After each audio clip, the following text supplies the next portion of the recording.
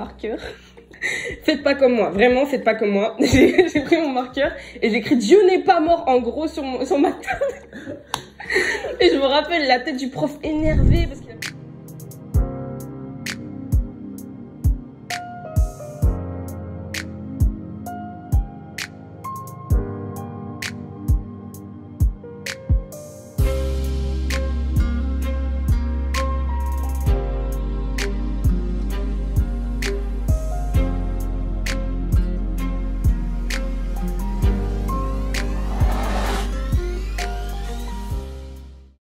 Salut à tous, ici Plein de Vie, j'espère que vous allez bien. Donc aujourd'hui on se retrouve pour une nouvelle vidéo, on est dans un nouveau décor et je ne suis pas tout seul aussi. Salut, moi c'est Rachel, j'ai 19 ans et voilà. On s'est rencontrés justement dans notre groupe de jeunes, donc de base on était sur Zoom, on se voyait que sur Zoom mais pas en irréel. Et du coup là on se voit et tout et on a en profité pour faire une vidéo ensemble, comme ça sera bien. On a regardé un film individuellement, donc qui est Dieu n'est pas mort. Et cette vidéo-là, elle aura pour but d'apporter un message pour justement nous sensibiliser, nous les jeunes, par rapport à notre foi et à affirmer notre foi. Donc Rachel, qu'est-ce que tu en as pensé du film Dieu n'est pas mort et qu'est-ce que tu as aimé aussi dans ce film? Alors ouais, moi j'ai beaucoup aimé le film parce que c'est un de mes préférés. On va pas dire que je l'ai regardé une douzaine de fois, mais on en est à ce point-là. Et du coup moi, la scène qui m'a marqué le plus, c'est celle avec l'élève dont j'ai oublié le nom. On appelle l'élève et le prof de philo, oui, je pense à le faire. Ouais. Du coup, moi c'est vraiment l'élève et le prof de philo, la grosse embrouille dès le début. Et j'ai vraiment analysé cette scène parce que je l'ai vécu moi aussi. Et la scène du début où il arrive dans la classe et le prof il énumère à tout le monde les noms des philosophes et tout qui sont genre pas chrétiens, hyper athées. Friedrich Nietzsche, Ayn Rand, Georges Santayana, Démocrite, Denis Diderot, David Hume, John Stuart Mill, Albert Camus, Richard Dawkins, Sigmund Freud, Noam Chomsky. Philosophes, poètes, scientifiques, écrivains, de grands intellectuels, sans exception. Mais qu'est-ce qui, d'autre part, les rassemble? Eh bien, ils sont tous, ou étaient, athées. Genre j'ai trouvé la scène forte parce que il lui demande clairement d'écrire sur un bout de papier Dieu est mort. Et en tant que chrétien, t'es pas censé faire ça. Pour certains, c'est hyper anodin, mais c'est clairement un acte de je renie Dieu. Oui, c'est ça. Et on en a des exemples comme ça dans la Bible, genre Pierre qui renie Dieu et tout. Enfin, c'est horrible. Et moi-même, genre, je pourrais pas le faire. Et je comprends tout à fait la situation du gars qui est dans cette situation, du coup. Parce que, du coup, je vais passer un peu sur ma vie. En terminale, j'avais un prof de philo qui était très très athée, il se moquait de Dieu à tous les cours. Après avoir regardé le film, du coup, je sais que j'étais vraiment révoltée et énervée contre mon prof. Avant, je disais rien, j'étais au fond de la classe, je disais rien. Et je me rappelle très bien avoir pris mon marqueur. Faites pas comme moi, vraiment faites pas comme moi. J'ai pris mon marqueur et j'ai écrit Dieu n'est pas mort en gros sur ma table. Et je me rappelle la tête du prof énervé parce qu'il avait pas trouvé qui c'était.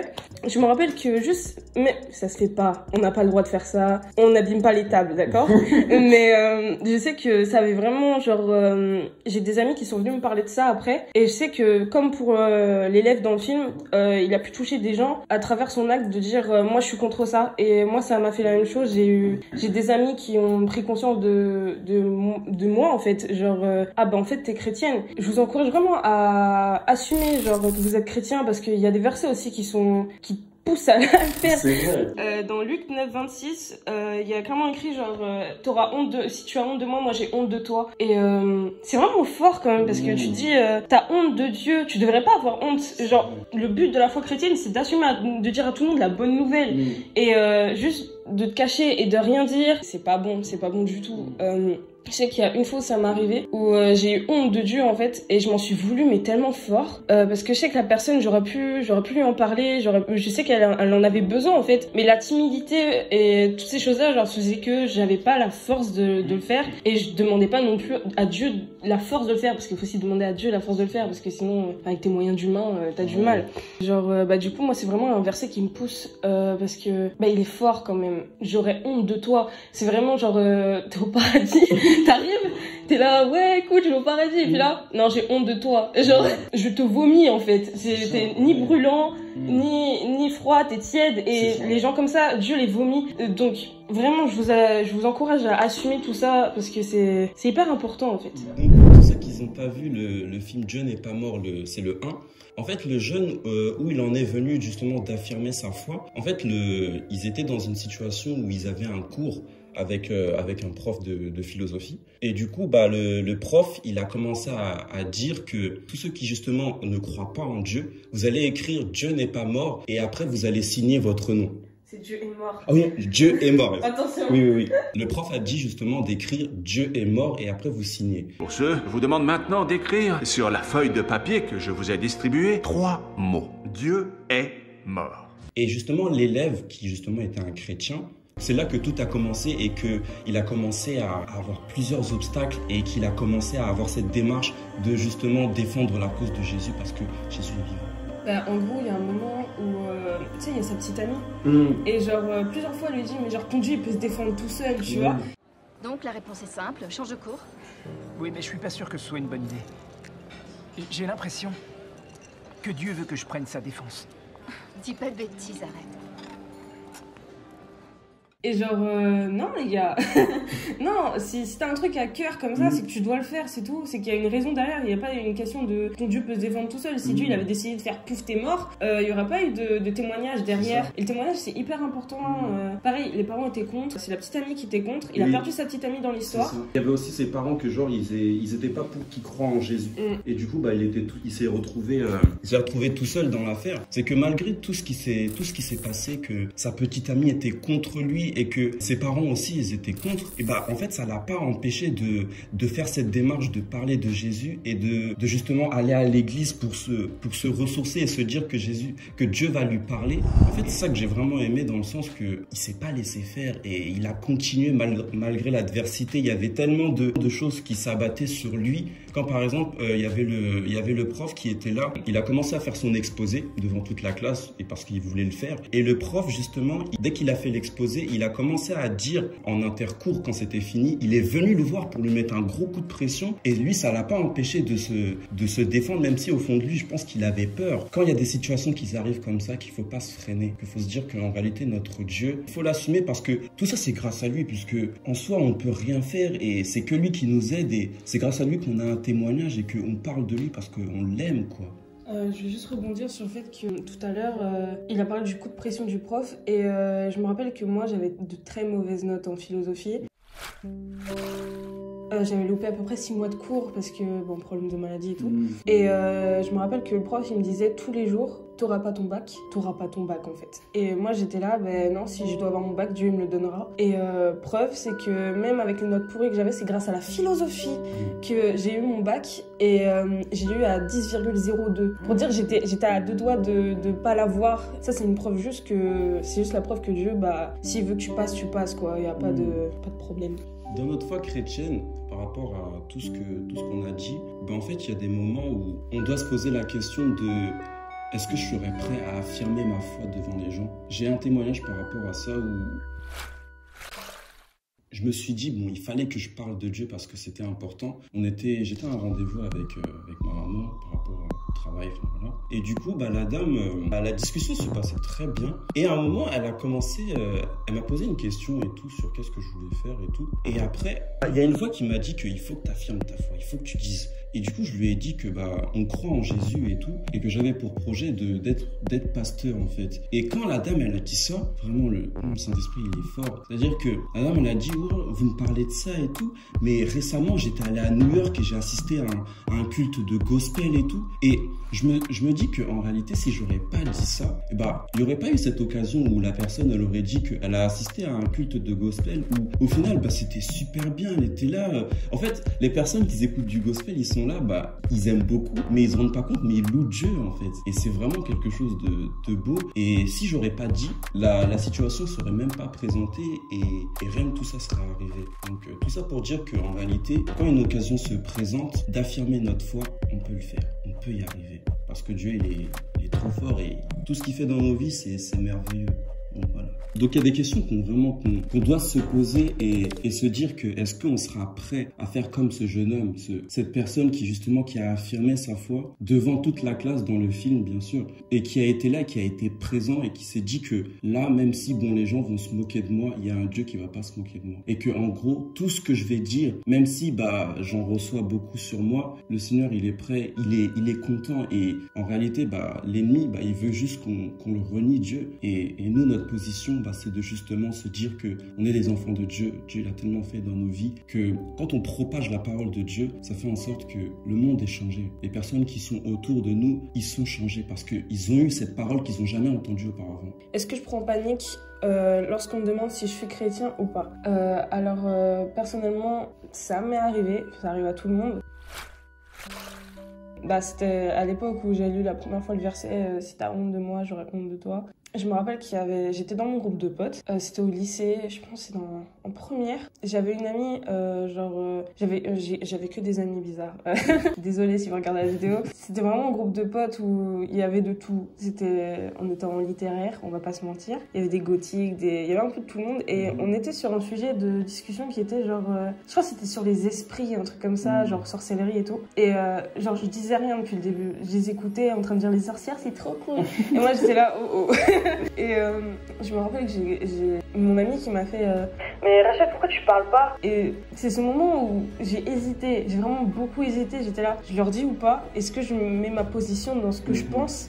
J'ai hésité longuement. Ils ont changé de conversation. Dans la journée, ils ont repris. Et c'est là que j'ai fait, non, c'est bon, faut que j'arrête de me taire, faut que je parle. Et c'est comme ça que j'ai été amenée à parler à une de mes autres amies, genre Dieu existe. Et je sais qu'elle a arrêté de me parler pendant peut-être 2 ans. Et c'est l'année dernière, j'ai reçu un message où elle me disait je pense qu'en vrai, t'avais raison. Comme quoi, même un truc que t'aurais dit une fois, genre il y a 5 ans, quand ça doit revenir, ça doit revenir. Genre si Dieu veut que tu t'en rappelles, tu t'en rappelleras. Donc il faut pas hésiter, vraiment n'hésitez pas. Donc là, on va passer au moment où justement on a été confronté à ces situations-là, d'affirmer notre foi.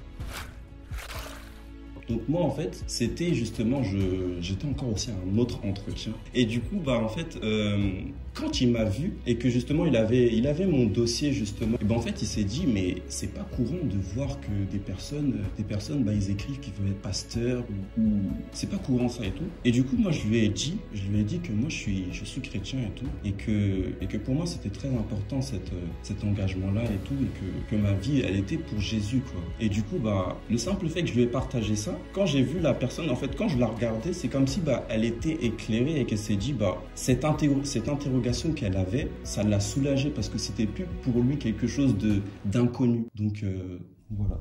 J'ai oublié ce que je voulais dire. C'est bon. Alors moi du coup c'était la fin du collège, je passe au lycée. On avait le même chauffeur de bus parce qu'on habite dans un coin paumé, donc du coup c'est toujours la même personne. Je me rappelle que fin d'année, ma mère elle m'a fait on le verra plus, on devrait peut-être lui donner une bible, des chocolats, histoire de dire merci quoi. Moi j'avais peur. Désolée, je suis en train de mourir. Ma mère elle m'a dit c'est à toi de lui donner. Les écouteurs dans le bus et tout, on parle à personne, on calcule personne, on dit bonjour à peine comme ça, on se met dans notre coin. Moi j'étais hyper timide à l'époque, alors que ma mère me dise devant tout le monde tu vas donner un petit cadeau avec une bible dedans. C'était genre non. Je veux pas, je peux pas, j'y arriverai pas. Finalement, ma mère, elle m'a carrément accompagnée. C'est ça le pire. C'est que ma mère, elle m'accompagnait double honte. Mais ça va parce que c'était le retour le soir. Et du coup, on m'a donné le cadeau et tout. Et je sais que maintenant, le chauffeur de bus, il était pas... Il faisait la tête tout le temps. Et maintenant, quand il nous voit, c'est bonjour, il est grave joyeux, ça lui a grave fait plaisir et tout. Et je pense qu'au fond, ça l'a touché. Et je pense que, même un petit acte, sans forcément dire on est chrétien, juste donner une Bible ou dire merci, même en donnant juste des chocolats, en vrai, c'est aussi une preuve que t'es différent des autres.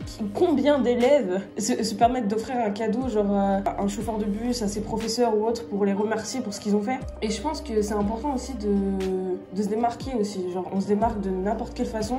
Tant que ça peut toucher quelqu'un, je vous encourage à le faire parce que je sais que aujourd'hui la personne, genre, elle a l'air quand même beaucoup plus joyeuse. J'espère juste que vous serez capable de le faire. Faut prier aussi parce que c'est hyper important. Je sais que moi, la timidité, c'est un truc qui m'a beaucoup bloqué. On prie pour ça, donc je vous encourage vraiment à le faire. Franchement, c'est très encourageant. Et quand franchement j'ai écouté ta petite anecdote, en fait, ça nous pousse à se dire que tout ce qu'on fait, c'est important. Genre, en fait, notre vie chrétienne et tout, des fois, on peut banaliser le truc. On peut se dire que non, vas-y, ce que je veux dire, ça va pas impacter. Enfin, il y aura rien de spécial. Mais on se rend pas compte que quand, par exemple, on passe quelque part et que on a été libre d'affirmer notre foi, et ben ça fait en sorte que la chose change en fait. Là, c'est complètement différent. Et au final, cette vie de prière, comme tu as dit, c'est très important parce que c'est ça qui nous fortifie. Et vraiment, je vous encourage à toute personne qui est là, qui veut vraiment œuvrer pour Dieu et ne plus avoir peur d'affirmer sa foi. Vraiment, la vie de prière, c'est ce qui va être la clé de tout. C'est là que tout problème que vous avez, que ça soit la timidité, que vous avez peur du regard des gens, c'est vraiment là que tout va se passer parce que le Seigneur, il voit votre engagement et il voit que vous voulez changer. C'est là que les clés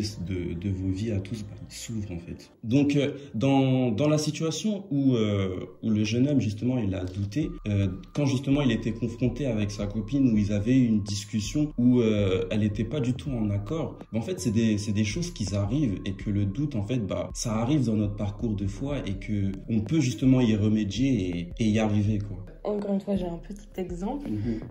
C'était au collège, ma meilleure pote actuelle. J'ai eu un doute au moment de lui parler de je suis chrétienne. J'ai douté pendant une bonne semaine. Pourtant, je sentais qu'il fallait que je lui parle, quoi. Et c'est un moment où, je sais pas, c'est une histoire avec mon père. Il me parlait d'un truc dans la Bible.